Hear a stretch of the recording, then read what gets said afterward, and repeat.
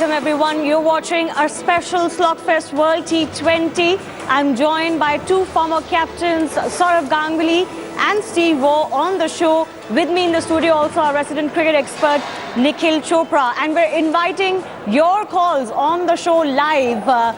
Remember, India face a do-or-die situation against the Bangla Tigers later tonight. And the road is not easy even after that. They have to win their next two matches to be in control of their destiny in the World T20 and qualify for the semi-finals. New Zealand have already qualified from this group. So you can call in on the numbers flashing on your screen and ask your questions directly to Steve Waugh, Nikhil Chopra and also Sourav Ganguly. First up, listen in to what both camps had to say before this big clash. मैं नहीं समझता कि किसी भी तरीके से एक या दो प्लेयर के जाने से बांग्लादेश की टीम कम हो जाए. Yeah, definitely for them to qualify, they have to win other two games and there are other scenarios as well. Everybody is in the dressing room. Nobody is taking Bangladesh lightly. Everybody has seen what Bangladesh cricket has done in the last 2-3 years. So we're looking forward. Well, obviously, I think first 6 overs without batting. I think if we scored only 31 runs in 6 overs. Normally here in India, most of the teams are scoring 45 to 50 runs in first 6 overs because that's the best time to bat. That's what I feel. And batsmen who are getting runs need to contribute a bit more. They need to finish the game. So call in on the numbers that we're flashing on our screens and you can get to talk directly to the panelists on the show. Steve Waugh, Sourav Ganguly, Nikhil Chopra. Your chance to speak directly to these legends. So let me start the show and ask Steve about what he makes of this challenge against Bangladesh. You know, the fact that they're at the bottom of the table, Steve, could well mean that they play without fear, isn't it? They have nothing to lose, really. Yeah, look, they put up a pretty good performance against Australia. They stretched our guys a couple of nights ago and weren't far away off a win. So India certainly can't take them lightly. I think India will enjoy the pitch down here. It's a pretty good batting pitch. It's an opportunity for some of their batsmen to find a bit of form. They obviously need to win this match, India, but also win it well to get their run rate back up to where it needs to be. So this is a crucial match. They certainly won't be taking Bangladesh lightly because they have some talented players and you know, they weren't far away, as I say, from beating Australia the other night. So this is a big game for both teams. Sourav Ganguly also with us. Sourav, of course, a big game for India and for Bangladesh as well. You know, interestingly, absolutely no team is out of contention yet from Group 2 because if the results go a certain way, then 4 teams could be tied at the same number of points after 2 wins and then net run rate comes into play. Pakistan, even though they lost to New Zealand, still in contention. But Sourav, what do you expect from Bangladesh today after losing their first 2 matches? I think there are 2 parts to your question, Shivani. I'll answer the first one, which you were talking about the other team staying in contention. I don't think Pakistan and Bangladesh will remain in contention because they are not good enough to make it to the World Cup semi-final. I think it will boil down to the India-Australia game in Mohali, who makes it there. And your second part of the question about Bangladesh, I think they'll really have to play well to beat India. I don't think they're a good enough side at the moment to beat India. They are without Mustafizur, who was a very important cog in their unit. He's out with injury and now it's Tashkin. I think Tashkin is a very good bowler and I'm surprised that after such a long time that he's been pulled up for his action. And ICC has to be very careful with all this because, you know, in the recent past they have really taken some fantastic bowlers out of the game. You know, Sunil Narayan for the West Indies. There have been some other fast bowlers in around the world cricket. There have been spinners from the subcontinent and now it's Tashkin from Bangladesh, who I think is such a good talent. So ICC has to handle this action issue very carefully. And coming to your second point of India beating Bangladesh, I don't think that's going to happen. Firstly, India is a better side. India has been on song in the last 12-13 games except that blip against New Zealand. And I think it's going to be a very good surface, as Steve said, in Bangalore. So I don't see India going anywhere in this game. All right, we have our first caller on the show. Anant is calling in from Bangalore. Go ahead. Hello, Dada. Hello, Steve, and hello, Nikhil. We have talked a lot about India, Pakistan, and Australia, and England, and all and all. I want to ask Dada and Steve whether they like the batting of Shehzad of Afghanistan. And All today they are playing with England, and England will have a tough pitch to play in Delhi. Mark my words, is going to take on England seriously. Thank you. All right, Steve, do you want to take that first? Yeah, look, I just like in general the way Afghanistan are playing. They're one of my favourite teams at this World Cup. They keep improving every game, and I wouldn't be surprised if they have one victory before this group stage is finished. They've put up two pretty good performances so far. They probably just need to believe in themselves a little bit, but I see all-round talent in the side. Perhaps their fielding lets them down a little bit at this point in time, but I like both their batting and bowling. Their bowling's aggressive. Their batsmen, as your caller just mentioned then, they've got some excellent players with a lot of talent. So I've been extremely impressed with the progress of Afghanistan. They thoroughly deserve to be here, and I would love to see them win a game, and maybe the opportunity comes in the next match.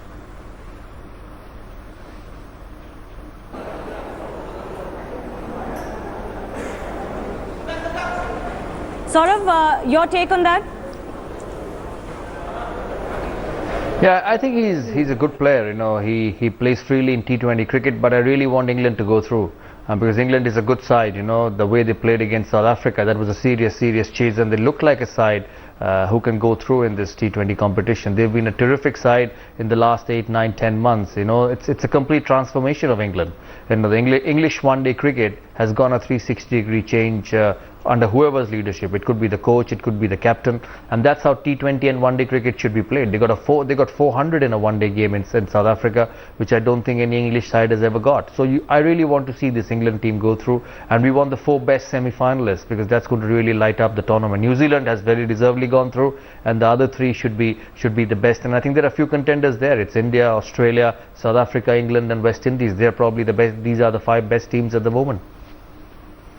Right, and Afghanistan, of course, winning a lot of hearts as well. Nikhil, a lot of people commenting about their batsman, their wicketkeeper, who, you know, just putting on a pretty good show. As Steve was saying, they're an exciting team to watch. Inzamam has done wonders with that team. But coming back to India, Bangladesh, India also find themselves in a very tricky situation, isn't it? Because they not only need to win, they also need to win big. Interestingly, Pakistan, despite their loss, still have a better net run rate than India. So how does that make it difficult for a team to assess how they should go down on the pitch and how they should carry out, let's say, a chase, or what kind of total they should target batting first? I think, Shivani, first and foremost, the most important thing for Mahendra Singh Dhoni is going to be, he's got to try and win that game. Bangladesh, once you're in that winning position, say, when you're chasing, you'd want to go after the runs and say, well, if we have a chance, an opportunity to better the run rate, fair enough. They'll keep an eye on that. But job in hand, first and foremost, is to make sure you win that game. Come the Australia game, it might be a virtual quarter-final when you're playing against them. Whoever beats with the number of points that you have, because I have a feeling you've got New Zealand way far ahead. That's one team. The other team is going to be decided as a quarter-final for me would be India-Australia. But to answer your question, first and foremost, keep an eye on only winning the game first, get in a comfortable position, then think about run rate. Let me take that to Sourav and Steve as well. Sourav, does that put a different kind of mindset in your head when you not only need to win, you're also keeping one eye on the net run rate, which Dhoni has accepted to? Will that change the way you lead your team into the pitch today? What is going to be what are you going to say to the team today? Yeah, I'm with Nikhil actually, because, you know, at the end of the day, it's going to boil down to who beats Australia and whether Australia beats India. That's what it's going to be. It's going to be the number of wins. I don't see Pakistan beating Australia as well. You know, I know upsets can happen, and I don't want to make predictions, but I really don't see this Pakistan team after the loss yesterday to New Zealand and then the loss to India picking themselves up and beating Australia. So I think as Nikhil, I would, as Nikhil rightly said, as an Indian captain, I would just like to win this game and play freely, because in any case, if the wicket is good and the Indian batsmen play freely, India will get 180, 190 on this Bangalore surface, because Bangalore is a high scoring ground. You know, the ball travels, you'll see a lot more sixes in this ground than anywhere else in India because of the altitude. So from that point of view, it's in any case a high scoring ground, and as I said, if it's a good wicket, India will get that much of runs. So you first beat Bangladesh, and then it's going to go to Mohali, which is another belter. as we saw against New Zealand and Pakistan last night, that it's a very good batting surface, and both the teams will enjoy batting on it unless and until MS Dhoni asks for a turner. So from that point of view, I think if I'm MS, just play on good wickets and play to look to win those two games, and you make it to the semi-finals. Vipin is joining us from Jamnagar. Vipin, go ahead. Yeah, hello Dada and hello Steve Waugh. You were both great captain in India and Australia. I just would like to know from the both captain who is going to be succeeded in to get net run rate, either in India or Australia. Because today India is playing to Bangladesh and Australia is due to play Bangladesh. So who is going to get the net run rate? Steve, do you want to take that, please? Look, net run rate is something you're aware of. It's not your priority, as Nikhil and Sourav said. The priority is to win the game in front of you. Australia's still got a lot of work to do. They haven't been convincing as yet. Whilst everyone is saying that they should be Pakistan, I agree with that, but that's not going to be an easy game. So from Australia's point of view, net run rate's something they're not concentrating on right now. They want to concentrate on getting their lineup settled. There's probably a few question marks on the team right now. Firstly, that's got to be a priority. They've got to play well, and then thirdly, they can have a look at their run rate when it comes to being an important factor as when they play their last game against India. So India, likewise, they've just got to concentrate on what's exactly in front of them right now. If they play well enough and to their ability, the run rate will look after itself. Right. Sourav, you're of course seeming very confident that, Pakistan and Bangladesh, of course, will not stay in the race, and the India-Australia match will be a virtual knockout. Now, that's not very good news for India also, because Australia's always very competitive. They will fight very hard for the slot as well, if it depends on that match. Overall, what are the problem areas you see, Sourav, for India? I really don't see any problem area at the moment, to be honest. They've been on roll, they've played well. I've been reading in the newspapers about the two openers, but they're going to fire. They're class players. They've been in great form for the last 12 games in the last last 1.5 months. Rohit Sharma, Shikhar Dhawan, they've just had two bad games in Nagpur and in Kolkata, and I don't think the surfaces were the best in those two games, and I don't see any problem and in this Indian lineup at the moment. T20 is such a format, you can just have one session of bad 5 overs and you're out of the game. So India just needs to be wary of that, and I'm sure all the other teams would be. And coming back to Australia, as you said, it's a big game, but India will take confidence that in the recent past they've gone to Australia and beaten them 3-0 in the T20 series. Australia have been a little bit iffy in this competition, lost to New Zealand. They lost a few wickets to chase 155 against Bangladesh. They know that in Indian conditions they don't have the right kind of spinner which New Zealand has to put pressure on India, because these wickets will spin, these big wickets will grip. We saw the New Zealand Kiwi spinners making a difference in the game against Pakistan last night at the same ground. So they know that the spinners are going to come into play as the game progresses. But with Australia, as you know, always they're a tough side. They're a big tournament team. The number of World Cups and the world titles they have won, it just goes to show that they're a very tough, competitive bunch of cricket fraternity. It's also one competition which they have not had success. So it's a bit of both for everyone, and I think it's just going to depend on who plays well in Mohali on the 27th.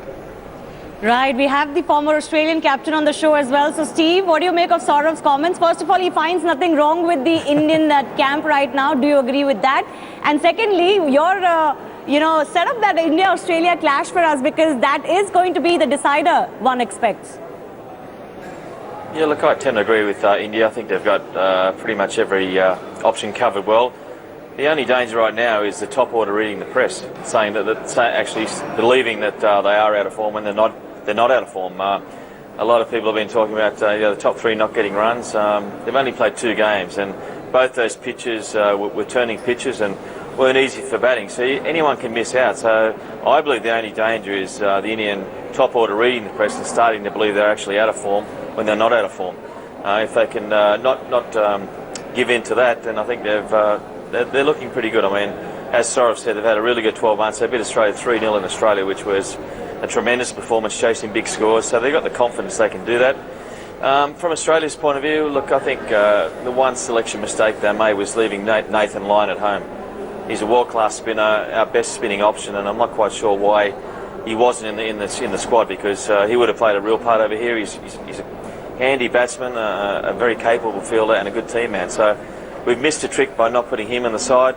I believe we've got to get Dave Warner up the order as well. I think his 4 is too low. He's the most dangerous player in the Australian lineup, and they've definitely got to consider bringing Aaron Finch back in the side. So who do they leave out to bring these guys in or change the order around? They've got a few issues to confront over the next week or so, Australia. So they've really got to get their side settled before the next game, because the tournament could be over if they don't do it.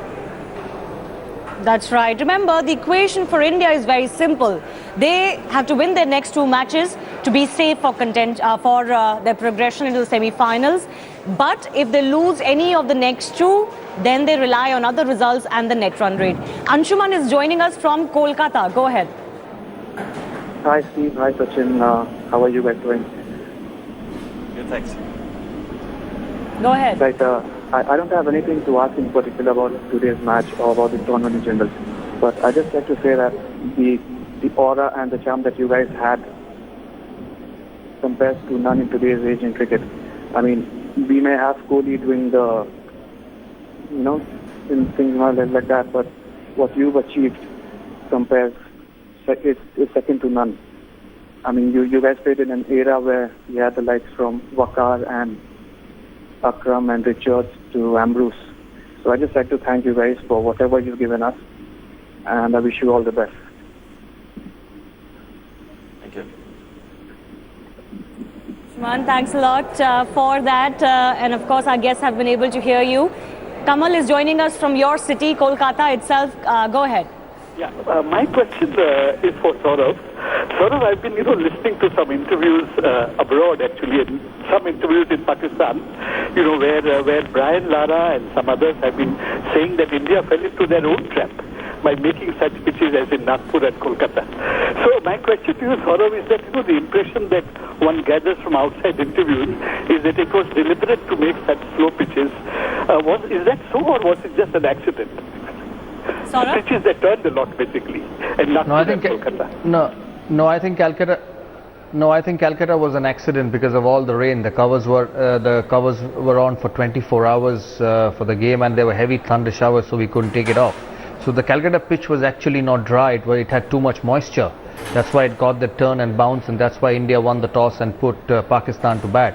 If it's a dry pitch, you want to bat first, especially when you have spinners, and you want to defend it, especially against a side like Pakistan. So the decision of MS Dhoni shows that the wicket was damp, and actually it had too much moisture. It's like a first day test match pitch sometimes at Headingley when there has been overnight rain for the last 2 days. So we had the problem at Eden Gardens. If you look at the previous 2 games at Eden Gardens, Pakistan got 200 against Bangladesh when they beat them batting first. Sri Lanka got 180, and so these are big scores in T20 cricket. So the wicket can't change in 2 days.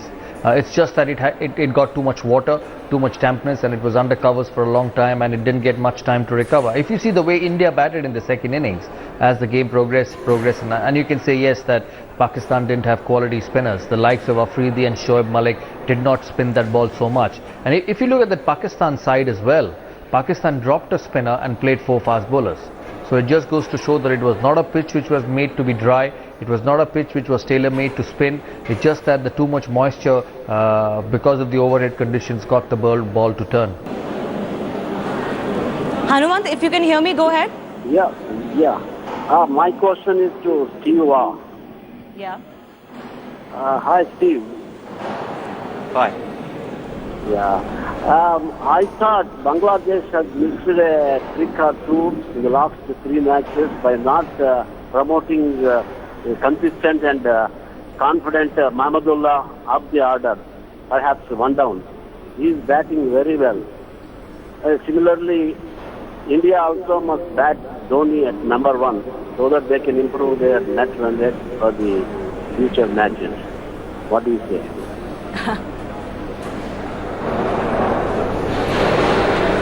It's a little bit hard to hear that question. Yes, first of all, he was asking you about Mahmudullah. In fact, many have raised this question, Steve, that why doesn't Mahmudullah, who perhaps seems to be one of the most confident and informed batsmen in the Bangladesh lineup, does not come up the order. The second was about trying Dhoni at number as an opener. I don't know whether that's going to happen, but your take on Mahmudullah? I thought he played a superb innings the other night. I was extremely impressed with the way he batted. He looks a quality player, a classy stroke maker. He handled the Australian attack with ease the other night, and I was, as I say, I thought he was a world-class player. 49 not out off about 30-odd balls. He gave Bangladesh a chance to post a reasonable total, which kept them in the match. So he handled the pressure situation well. You know, if I was a Bangladesh captain or coach, I would definitely be promoting him up the order. He scored runs on the pitch the other night, so he feels comfortable in this situation. And he's got all the shots. He played with a lot of confidence. He knows he's going well. He knew the areas where he wanted to hit the ball. His match awareness was very good the other night. And look, he looks a really nice player. So I would look to promote him up the order for sure tonight. He's in good form. With regards to MS Dhoni, look, I think he can bat anywhere in the order. So he may be a floater in the Indian batting lineup, but as many people have said before, the Indian batting lineup is extremely strong. You've only got 20 overs. You've got trying to squeeze all those batsmen in is a difficult scenario as it is. I think they've got the order right, but the guy is a pressure player. So if you need someone to come into an alleviated situation to get India back on track or to increase the run rate really quickly, then MS Dhoni is the guy you can rely upon. I mean, even the other night when he came in, I think there's only 20-odd runs to win against Pakistan. You know, if he got out or that person coming in that situation got out, there might have been a bit more pressure on India. But he came in and it was just cool, calm, collected, and just dispatched the necessary runs with ease. And it was like he was just having a net against his teammates. So he enjoys that situation. So I wouldn't be afraid to put him up the order if need be. Gopi is joining us from Hyderabad as well. Gopi, go ahead.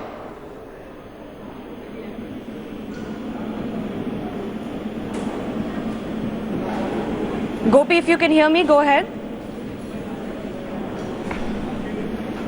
Okay, we'll come back to our caller. But let me go and take that question about Bangladesh's top performers to Sourav as well. Sourav, just as Steve was talking about Mahmudullah, in the bowling department, we're always reminded of Mustafizur, isn't it? He's had great success against India. He was our tormentor in chief when India lost the series in Bangladesh. Yes, ODI format, and yes, things have changed. Bangladesh do not have Taskin and Arafat Sunny in the lineup, but he's going to be a key factor for Bangladesh, isn't it? Yeah, he will be. If you look at the team which played against India last year and they beat them in Bangladesh, they had Rubel as well, who I thought bowled exceptionally well. He had a lot of pace and bowled well as well. So he's also not a part of this side. So it's not the best Bangladesh team, I believe, at the moment, and the bowling attack doesn't look the greatest, and I think India will put pressure on them when they walk out to bat, and that's going to be the case. And in terms of Mahmudullah, I had asked the same question to the Bangladesh captain, that why is he batting at number 6? He says they want him to do a role at number 6, which I sometimes don't accept, because in 20 overs you need to send your best players up the order and make them play the most number of overs. But that's the way they look at it, and I think that's the way they're going to play tonight as well. All right, we'll come back with Sourav and Steve in just a bit. Remember, you can keep your calls coming in, still some time for you. We're going to slip into a very short break and come back in just 2 minutes. Welcome back. We're in conversation with two of the very best, former India captain Sourav Ganguly and former Australian captain Steve Waugh. Nikhil Chopra, resident cricket expert, is with me in the studio. And Nikhil, why don't you fire your question for Steve? Yeah, well, Steve's partly answered it, the question a little while earlier. Hi, Steve. Nikhil. Just wanted to understand the thought process of the Aussie think tank. Why would you want David Warner to come and bat in the middle order? That's a good question. I'm not really sure. They must have their reasons. I think they want Shane Watson to go to the top of the order. He always says that's the best position for him. Usman Khawaja has made a case that you can't really argue against. I think he's together with the Indian captain Virat Kohli. I think they're the two form batsmen in world cricket right now. So I guess that's why they're opening the batting. I'm still a big believer in the Finch-Warner combination was doing a lot of good things for Australia. They understand each other's games well. they're both power hitters. I mean, their strike rates are over 140 each. Finch has got a fantastic T20 record. Dave Warne, I think, is the most destructive batsman in the Australian side. They need to get him up the order, so I think you'll see over the next, well, against Pakistan, I believe there'll be some changes in that Australian batting lineup. I would think that Aaron Finch will come back into the team. Dave Warne should probably at least move up one position, if not two. Maybe Khawaja could go back to 3, I'm not sure, or Steve Smith might slide down. Perhaps someone like Mitchell Marsh may have to miss out to ensure the balance of the side. So I would like to see personally Dave Warne go up the order, and Aaron Finch has been the most, I guess, consistent T20 player in the Australian side for the past couple of years. So he probably deserves a chance. If he doesn't get picked in the next game, it's going to be too late to change the side. So they need to make the changes for the Pakistan game if they're going to make them. That's right. Remember, Aaron Finch, the top T20 batsman in the world, is not finding spot right now in the Australian lineup. So that's extremely curious. Maybe they'll make some changes against a lineup like India. Narasimha Rao is joining us from Madhya Pradesh. Go ahead. Both Steve and Sourav, sir. Yeah, my question is, why Dhoni is reluctant to make any changes in the team at the top level? That means in the first 3. The players are failing, continuously failing. Still, Dhoni believes in sticking to the same lineup and not making any changes. Especially, why is he so reluctant to make changes in the top batting order? Right. Let me take that to Sourav. Dada, this is a question we've discussed many times, and we know that Dhoni is very, very reluctant to make any changes. Gives his players a very long rope. Well, I don't think he needs to make any changes, to be honest. He's won 11 of his last 12 T20 games. So where does the need of a change come? You know, you cannot just make changes for the heck of changing. And I think he's going absolutely on the right track. And I hope he persists, because that's how you make teams. You don't break a winning combination. Shekhar Dhawan and Rohit Sharma has been in amazing form, except these two games against New Zealand and Pakistan. So I really don't see any need of any change. Nikhil?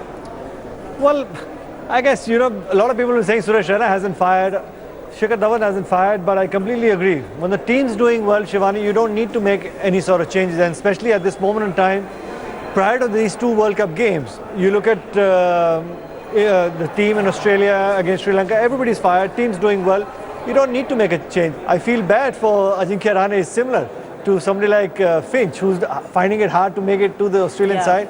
Similar, I think Suresh Raina would still be a part of the side, and as well as Shekhar Dhawan, because once these guys get going, come the crunch situations or the crunch games, I'm sure they have it enough in them, and with that sort of experience, they'll get you close to victory or across the line.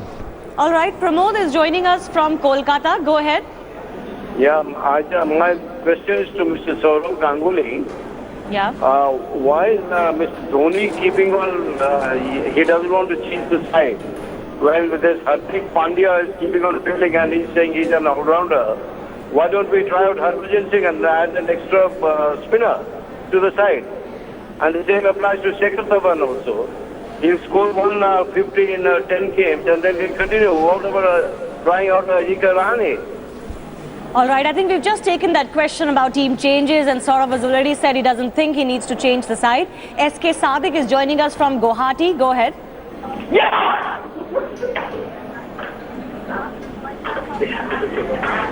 Mr. Sadiq, if you can hear me, go ahead. Yes, ma'am, I can hear you. This is my question to our former captain, Sourav Ganguly, Dada. My question is that why Irfan Pathan has not been taken in the squad, as he has played a very good cricket in this domestic circle. All right, we're going really back now. We'd like to look forward, but Sourav, you want to take that very quickly? Yeah, I think he's just got married, so the BCCI has given him a break for this World Cup. Okay. All right, I think that's a good explanation. Abhishek is joining us from Jaipur. Abhishek, go ahead.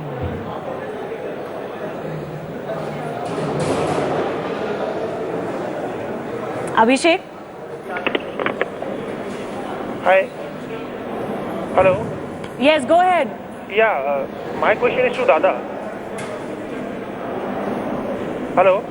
Yes, Abhishek, quickly have your question. Yeah, Dada, you organized a great event in Kolkata. It was a great spectacle and it was quite magnanimous. But my question to is, Dada, is at around 7:45 the rain stopped, and the event that you like the facilitation that you did lasted till 8:30, and the match was reduced to 18 overs per side. So could you have used those 45 minutes that you gave to that facilitation ceremony to that adding those two particular overs to 20 overs? Like, I mean, I don't want to watch that facilitation ceremony. I want to watch the game. All right, we got your question. Sourav, do you want to reply to that? Yeah, you need to understand that the felicitation ceremony doesn't rule the time of the game. The time of the game rules the felicitation ceremony. So the umpires first decide what time the game is going to start, because there are a lot of things to be done before a game. There's a toss which needs to happen, the covers need to be taken over, the waters need to be removed. So I don't think you have the right idea of organizing cricket matches. You first take into account, you first go to the umpires and they say, yeah, we're going to start at 8:30, 8:10 was the toss, Steve was present at the ground, and then you fit in the felicitation ceremony as per that. I don't think ICC or BCC or even Sourav Ganguly would want a felicitation ceremony in affecting a cricket match. So I think your information is not correct, and hopefully after listening to me you will understand that all around the world, it's not just Eden Gardens, all around the world where there are big events, whether it's football, whether it's cricket, whether it's hockey, felicitation ceremonies happen as per the adjustments made to the game. It's not the other way around. All right. Nikhil, let's talk about the key impact players for India in this match. If you were to pick one player apart from Virat Kohli, who is going to be a key player for India in this match, in the conditions, playing in Bangalore, who would that be? I think Rohit Sharma, because in the warm-up game he's got 90+ score. But nothing since then. Yeah, but that's what I'm saying, Shivani, he needs to get back into form, because somebody at the top, sets a platform for people like Virat Kohli, Yuvraj Singh to go out there and express themselves. If you're 20 for 2 wickets down, the middle order takes a little bit of pressure, takes on a heat, those couple of overs you've got to be very watchful. Rohit Sharma gets going, he sets the platform, the strike rate that he achieves, sends a fantastic message back in the dressing room that you can come out and express yourselves as well. So to me, for one man to get back into form, I want to actually see is Rohit Sharma right up the order. All right. Ashish is joining us from Punjab. Go ahead. Hello. Yes, go ahead. Ma'am Sourav Ganguly से बात करनी है जी. बोलिए. मेरा question है जी कि जो ये क्रिकेट प्लेयर है. हेलो. यस बोलिए आशीष, आपकी आवाज आ रही है. मुझे सौरव गांगुली से बात करनी है, उनसे पूछना है कि जो क्रिकेट प्लेयर जो ये अपनी एडवर्टाइजमेंट करते हैं, क्या इनको ड्रिंक का ऐड करना जरूरी होता है? All right, we're completely going away from what we're here to discuss. So I'll just go to Sourav very quickly. Sourav, do you want to express your view on that? हाँ, बिल्कुल add करना ज़रूरी होता है, क्योंकि Pepsi हो, Coke हो, और ज़्यादा मीठा लगता है जब विराट कोहली या सौरव गांगुली पीता है, तो इसीलिए करना ज़रूरी है. Nice. Well said, Sourav. Lots of questions that are always raised on advertising by cricketers, but we are here to talk cricket. Steve, I wanted to ask you, of what you've seen of the newcomers in the Indian team, the likes of Hardik Pandya, the likes of Jasprit Bumrah, what have you made of the two? Because these are talents that we have, recently discovered, and they've so far performed really well. Do you see them as players for the future? Yeah, no doubt. They both did well in Australia. It's a tough introduction to play cricket in Australia. I thought they both came out of that with a bit more experience and a bit more know-how to succeed at the top level. Bumrah, I like as a bowler. He's got really an awkward action. I assume he's very hard to pick up because it's not your traditional smooth side-on action. It's sort of mixed, and he's got the stiff front leg, and his arms go different directions. And he's quick through the air with a good slow ball. He bowls an excellent Yorker. He may be the key to the Indian attack tonight with a pitch with a bit more pace in it. Pandya, I think he's coming on nicely. He looks like he's got a lot of talent.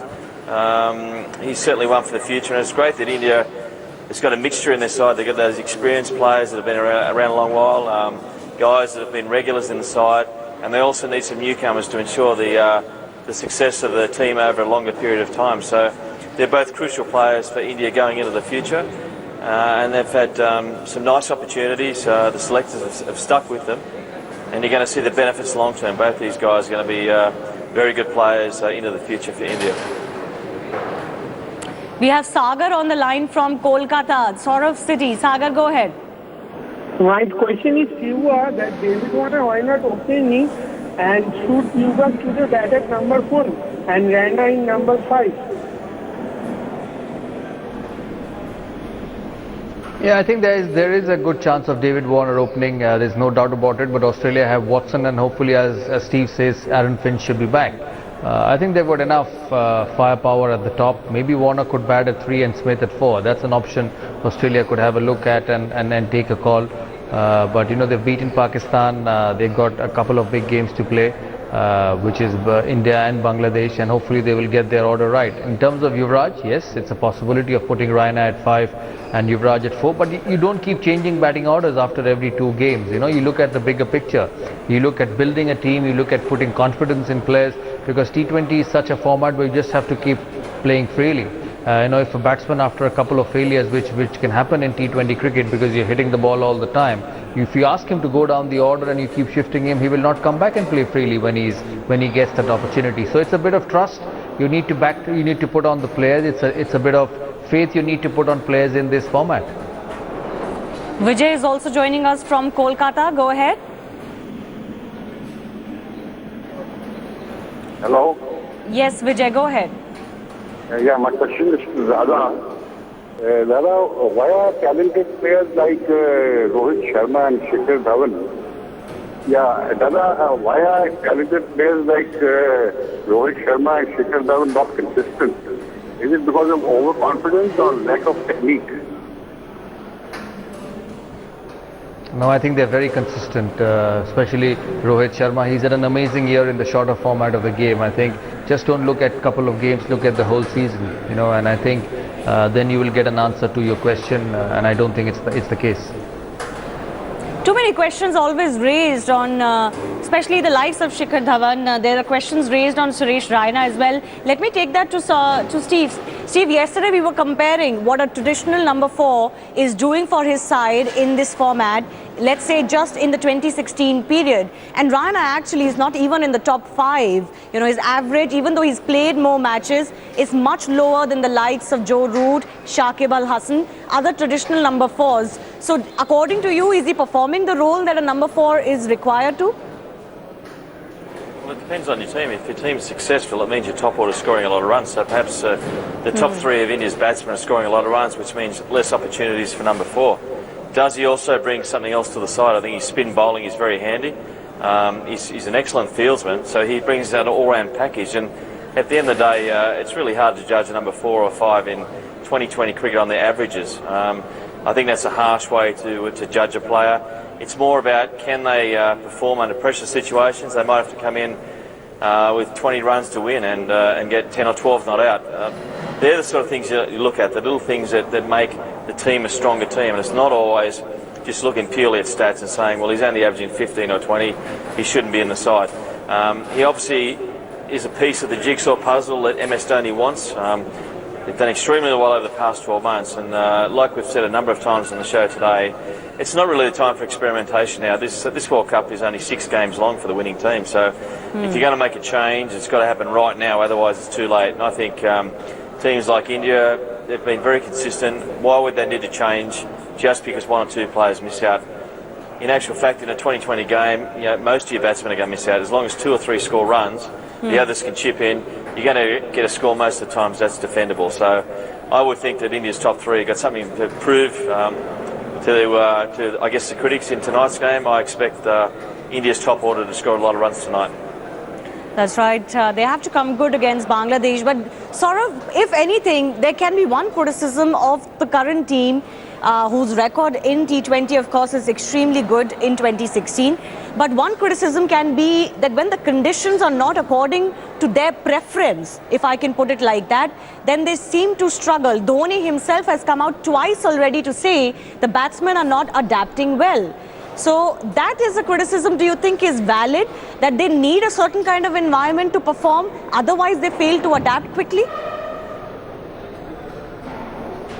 No, I really don't think so, and I don't know at what context as Dhoni said this. Well, he said this after the loss in Pune against Sri Lanka. he also said against New Zealand, you know, when the track spun more than we expected. So when you don't expect a certain track, like we didn't in Pune, the fast one, it seems the batsmen are unable to adapt quickly. I really don't think so, to be honest. You know, those two matches were an accident, and it happens in T20 cricket. I really disagree with MS Dhoni. You know, you don't need to be too hard on a team which has done exceptionally well in the last 13-14 games. So I will stick to what I believe. Yes, he might be demanding a bit more from his players, which is fine. As a captain, you do that. But I think his players have done a great job in the last 14-15 games to put them in a position where they're one of the contenders. Whether they go on to the semi-finals or the finals and go on to win it, I'm not too sure at the moment. But from the players' perspective point of view, so far, I think they've done a great job. Devendra is calling us from Indore. Go ahead. Hello. Yes, go ahead. Okay. Hello. If you can hear me, please ask your question. Yes. My question from Sourav Ganguly, Dada. Dada, Dhawan not play, but Dhoni want to drop this, I think. Hello. Yes, I think he's asking another question on Shikhar Dhawan, which we've already discussed quite a bit. But Steve, if I were to take that to you, what kind of adaptability have you seen from the Indian batsmen in different conditions? And what do you make of MS Dhoni's comments? Look, I think players these days they play in so many different conditions all around the world. They're constantly playing cricket. I don't believe that's an excuse that the pitches change. They should be good enough to adapt to any situation. So, you know, they're world-class players. It's not as if it's a major surprise if the ball turns a bit or there's a bit of extra pace. They shouldn't be using that as an excuse to not perform. Yeah, I'm not quite sure where MS Dhoni's coming from with those comments either. If I was a captain, I'd be just playing a straight bat to that one and saying, look, I believe my players are good enough to score in any conditions, and whilst they've failed a couple of times, they will definitely come good if we have confidence and keep picking them. And I think that's the case. You've got it's too many good players in that Indian lineup not to score runs, and they're good enough to adapt to any conditions in front of them. So I don't believe that's an issue. All right, Nikhil, what do you make of the question about that extra spinner in the lineup? There's Negi in the dressing room, there's Harbhajan in the dressing room. Is there room, and more importantly, will Dhoni take that gamble? Well, to be honest, if you look at the 22-yard strip, if he feels that he's going to spin, then in place of Hardik Pandya... We're not doing very well at reading the pitches. I know, in it. Shivani, you know, if there was a case and scenario where you thought, by looking at the surface, it's going to spin, then in place of Hardik Pandya, there's a, you know, good opportunity for Harbhajan Singh to play. The kind of experience that he is, match winner, somebody who's got tremendous amount of talent, lots of variations, and he can bat lower down the order as well. And that experience will come in handy. I was going to ask that question to Dada maybe prior to that game before Australia, but now that you brought it up, looking at the track, Dada, even if it's as good as it was the other day in Mohali, do you think in place of Hardik Pandya, Harbhajan Singh might get a game against Australia? No, I don't think so. India needs to get the balance right, because I think Dhoni made a mistake the other day at Eden Gardens, not making Yuvraj bowl, not making Raina bowl another over more, and not making Ashwin complete his quota of full overs. He didn't do that in a turning pitch. So I don't see his balance being right without Hardik Pandya, because he just left with two fast bowlers, which is Ashish Nehra and Jasprit Bumrah. And if anyone gets hit, you know, it could be a problem for MS. And in terms of his spin, he's got Jadeja and Ashwin, who are good spinners. And if the ball grips a bit, I think Raina does a great job. He hasn't given Yuvraj Singh a bowl yet, so he's got two other options in that department to balance the side. So I think he's fine. And I like Hardik Pandya on the field. You know, he can hit the ball. He runs in, he hits the deck hard, he can bowl at 140, and he's exceptional on the field. So I will have him in my side at number 7. Then you've got him at 7, Jadeja at 8, and Ashwin at 9. That's not the worst batting lineup in the world, lower down the order. So I think there's too much questions are being asked about this Indian side when there isn't any. And I think Dhoni should go on with the same side. His balance is right, and continue with it. We keep talking about all-rounders, and I think after a while, we've had someone who could bat at number 7 and bowl at 140 for India. So persist with him and give him a go and see where it goes in the next 1.5 years. And that's the way you pick players. Look at Shane Watson, how much time Australia had given to him in Test cricket. You know, his record in Test cricket is not the best, but you don't get such type of players who can bowl and bat and do a job at number 7. So I think India should stick to that. He's the same type of player as Mitchell Marsh for Australia, Steve's team, and India should continue with him. All right, very well said, Sourav. Sourav Ganguly, Steve Waugh, thanks a lot for joining us. Sourav, of course, and Steve will join us for our pre-match build-up to the match against Bangladesh at 6:30 p.m. Remember to watch that. But since we're talking about this match, the pitch, of course, has been the topic of much discussion after 2 pitches that surprised the fans and the team alike in India's last 2 matches. So here's a report on the pitch from Bangalore. We'll leave you with that. Join us back again at 6:30 p.m. India may have started off the tournament trying to maximize the home advantage, try and spin opposition teams out of the tournament. But after getting a dose of their own medicine against New Zealand in Nagpur and a tough testing encounter against Pakistan in Kolkata, the team realizes that its core strength batting is being left underutilized in spinner-friendly conditions. Sources have confirmed that the deck here in Bangalore is expected to play a lot differently than the ones in Nagpur and Kolkata have played so far. India may have the spin resources to do well against the opposition, but with Bangladesh expected to play spin well, India would ideally want a batting-friendly surface.